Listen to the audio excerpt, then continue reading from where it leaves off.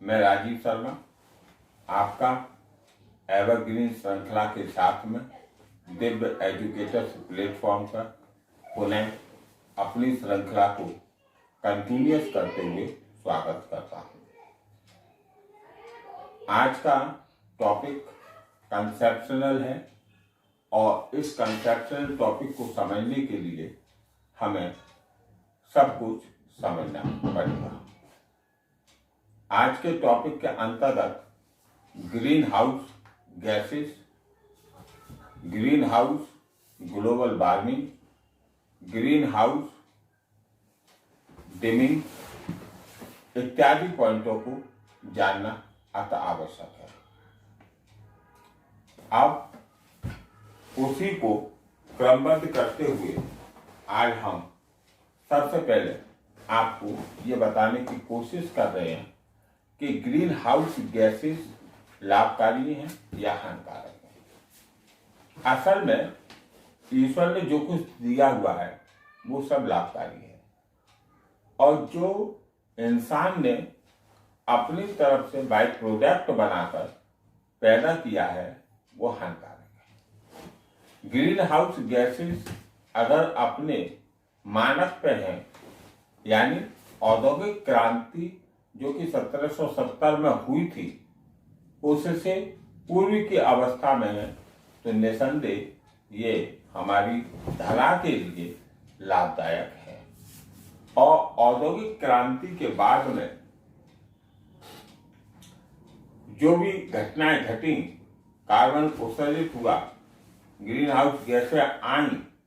Green house गैसें तो पहले थी लेकिन ग्रीन हाउस गैसों की पहचान की गई, तो ये सभी चीजें नुकसानदायक हैं।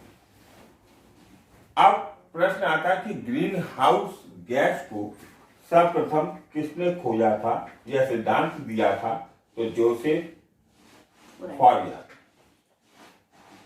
अब ग्रीन हाउस की परिभाषा क्या है उससे जान लेते हैं कि it is a natural process.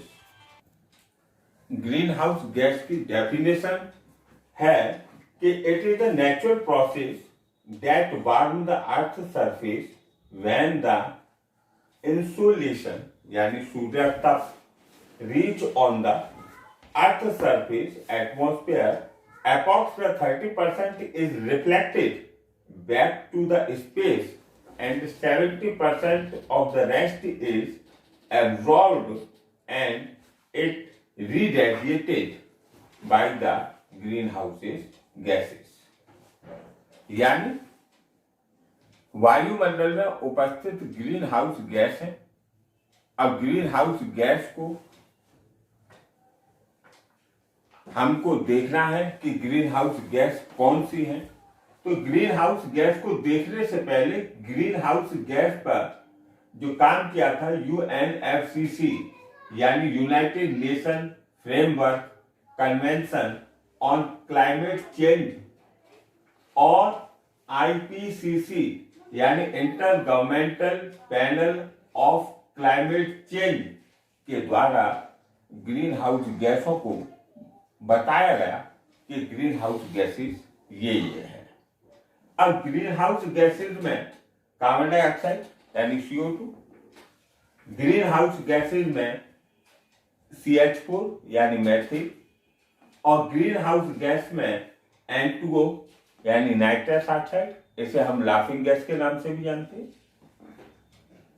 Greenhouse gas में PFC यानी परफ्लोरोकार्बन, ग्रीन हाउस गैस में HFC यानी हाइड्रोफ्लोरोकार्बन और ग्रीन हाउस गैस में SFC यानी सल्फर हेक्साफ्लोराइड ये मौजूद है। इसको UNFCCC और IPCC ने बताया था। अब मुख्य रूप से UPSC में इनके ये बनती कैसे है, ये प्रोड्यूस कैसे होती है, इसके विषय में भी पूछ सकता है। तो पहले हम 6 ग्रीन हाउस गैसेस के विषय में देखेंगे कि सबसे पहले कार्बन डाइऑक्साइड कैसे बनती है। कार्बन डाइऑक्साइड गैस जीवाश्म ऊर्जा के दहन से बनती है। पेट्रोलियम पदार्थ के दहन से बनती है, प्राकृतिक गैस के दहन से बनती है, कोल गैस के दहन से बनती है, शैल गैस के दहन से बनती है, बायोमास जलाने पर बनती है, जिसमें लकड़ी जला दे, बायोमास हो गए। आपका फसलों के जो अवशेष बचे, जैसे गन्ने की खोई, उसको जला दें, पराली को जला दें, है ना। अभी सुप्रीम कोर्ट ने दिल्ली में 3 दिनों के लिए घर पर रहने के लिए कहा, क्योंकि पराली जल रही है। और कचरा जला दें, औद्योगिक उत्सर्जन से, सीमेंट उद्योग से इत्यादि से कार्बन डाइऑक्साइड गैस निकलती है। आपको विशेष रूप से यह ध्यान रखना है कि ग्रीन हाउस गैस में more and more effective gas जो है वो कार्बन डाइऑक्साइड गैस है। अब उसके बाद आती है मैथेन गैस। कैसे बनती है? आर्द्र भूमि से, यानी वेटलैंड है उनसे, दलदली भूमि से, यानी मार्स गैस निकलती है वहीं से, दलदली भूमि से, जल भराव वाले क्षेत्रों से, अति सिंचाई वाले क्षेत्रों से, धान की खेती में सड़ने गलने वाली चीजों से, और हम भी सहायक हैं उसमें, सब्जी मंडी के कचरे से, नालियों के कचरे से, कोयले के खनन से, बायोमास के दहन से, जुगाली करते हुए, यानी रॉन्स जो करते हैं जानवर, जुगाली करते हुए जानवरों से, जो हमारे सिर में फ्यास हो जाती है, यानी जिसे इंग्लिश में डैंड्रफ कहती है, उससे, दीमक से, गोबर से इत्यादि से हमारी ये गैस निकलती है। अब एक मोटे तौर पर आंकड़ा देखा जाए तो सड़ने गलने वाली चीजों से मैथेन गैस बनती है।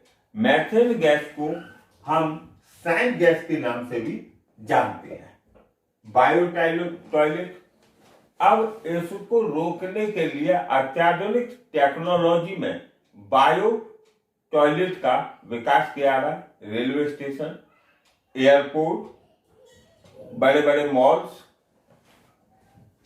इनमें क्या होता है कि इनमें बायोडाइजेस्टर बैक्टीरिया को डाल दिया जाता है, जिससे कि वो उसको CH4 को, यानी मैथेन को नहीं बनने देते और उसको खत्म कर देते हैं। और इससे एक बहुत बड़ा लाभ ये भी है कि जो 15-16 लीटर मल को बहाने में मृदु वाटर का प्रयोग होता था, वो 8 लीटर से काम चल जाता है।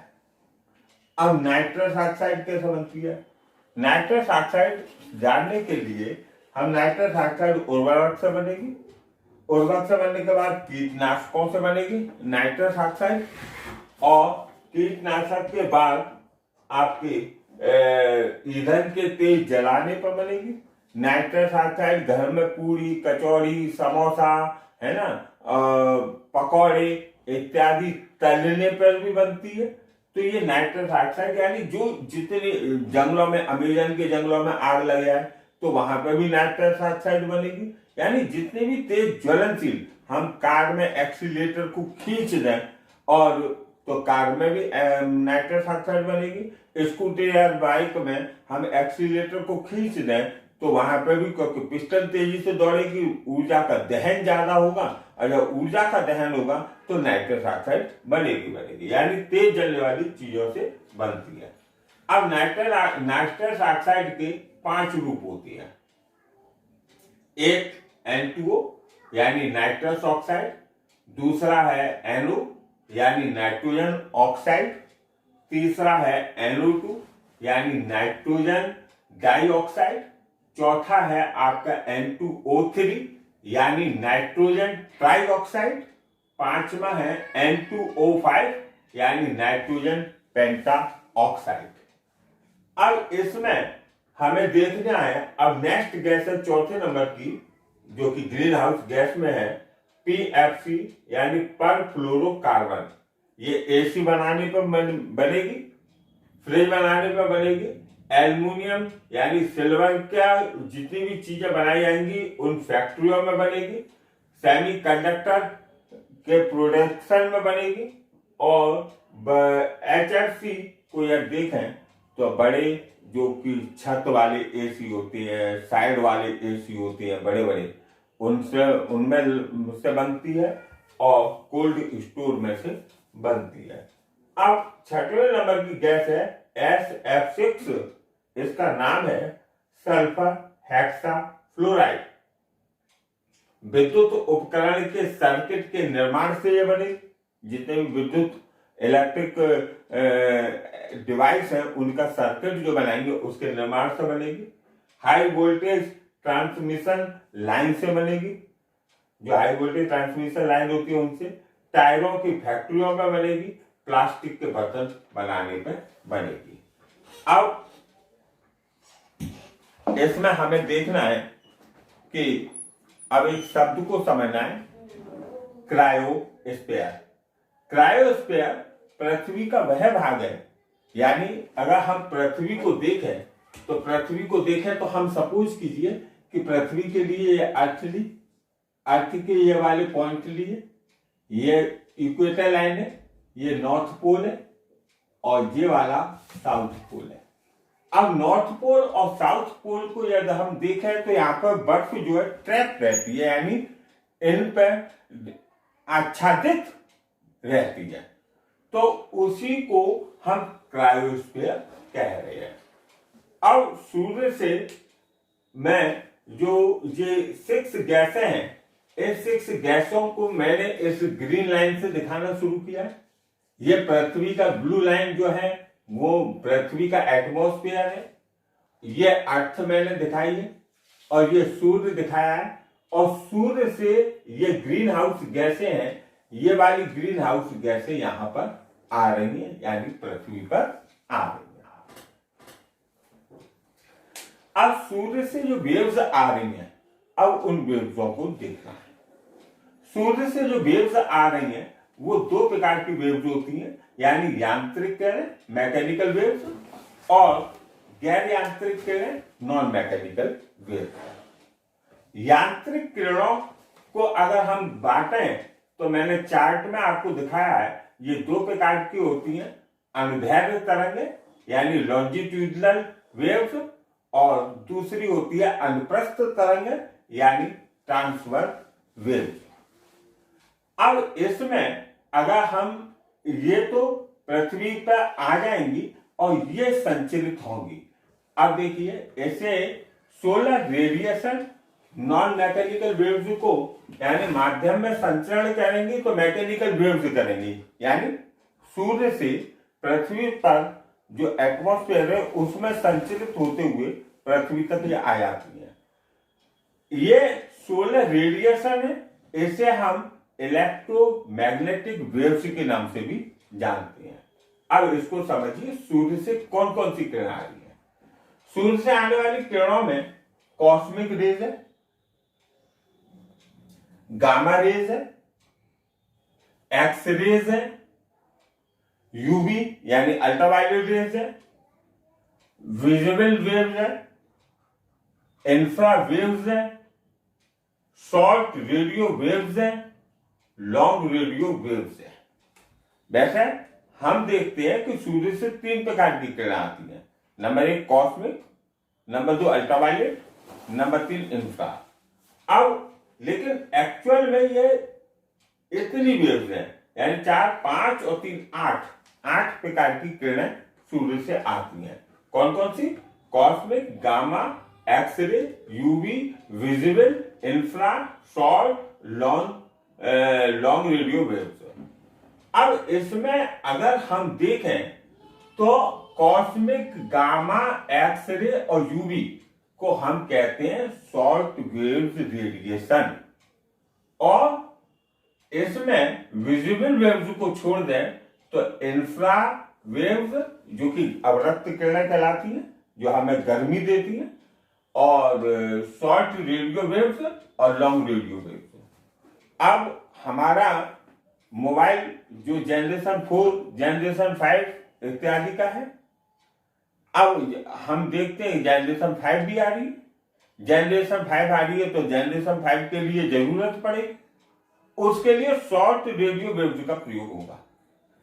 अभी भी इंटरनेट संबंधी जितनी भी डिवाइस हैं वो सब शॉर्ट रेडियो वेव्स पर काम करती है। अब इस ग्राफ को हम समझने की कोशिश करते हैं। जब 1970 से पहले का माहौल था तो उस माहौल में हमने देखा कि इसमें अर्थ है, अर्थ से सूर्य की किरणें विचलित होंगी, विचलित होने के बाद ये 6 किरणें भी भगवान ने दी हमें, यानी गैसें थी। इन गैसों ने क्या किया कि ऊपर से आने के बाद में वो गैसें यहाँ पर पृथ्वी के सरफेस एटमॉस्फेयर है, वहां से मैंने ये दिखाया है कि ये 30% जो रिफ्लेक्ट हो गए ऊपर ही ऊपर, यानी सूर्य से आने वाली 100% तरंगों में 30% तरंगें जो रिफ्लेक्ट होकर चली गई और 30% जब रिफ्लेक्ट होकर चली गई तो 70% वेव्स पृथ्वी पर आई और आने के बाद में इन वेव्स ने पृथ्वी पर यहाँ पृथ्वी को गर्म किया। पृथ्वी को जितनी हीट लेनी थी उन्होंने हीट ली और हीट लेने के बाद में बाकी की को इन्होंने रिफ्लेक्ट कर दिया। क्योंकि 1970 में पहली औद्योगिक क्रांति हुई थी और 1970 के पहले के माहौल में देखें तो ये एक अमुक अनुपात में थी, ईश्वर प्रदत्त थी, अमुक अनुपात में थी, तो बाकी की पृथ्वी एटमॉस्फेयर में छोड़ देती थी, ग्रीन हाउस गैस उनको निकलने में सहायता कर देती थी। लेकिन वर्तमान परिवेश में देखें तो ग्रीन हाउस गैसेस ने इनको ऊपर रिफ्लेक्ट करने से रोक लिया। इसलिए मैंने ये किरणें आई, इनको रिफ्लेक्ट करते हुए यहाँ गई, यहाँ से लौटी, फिर यहाँ गई, यहाँ से लौटी, फिर यहाँ गई, यहाँ से लौटी। इस तरीके से मैंने आपको दर्शाने की कोशिश की है कि ये ग्रीन हाउस गैस की मोटी लेयर होने के कारण ऐसा हुआ है। इससे प्रभाव ओजोन लेयर में क्षरण और global warming, global dimming, El Nino La Nino की घटनाएं इत्यादि होती हैं। और इनमें ग्लोबल वार्मिंग क्या है, ग्लोबल डिमिंग क्या है, एल नीनो क्या है, ला नीनो क्या है, इसके संदर्भ में कल हम आपको एवरग्रीन श्रृंखला के पार्ट 5 में बताएंगे। तब तक यदि मेरा चैनल आपको अच्छा लगा हो तो आप इसे लाइक कीजिए, सब्सक्राइब कीजिए, शेयर कीजिए और कल तक के लिए जय।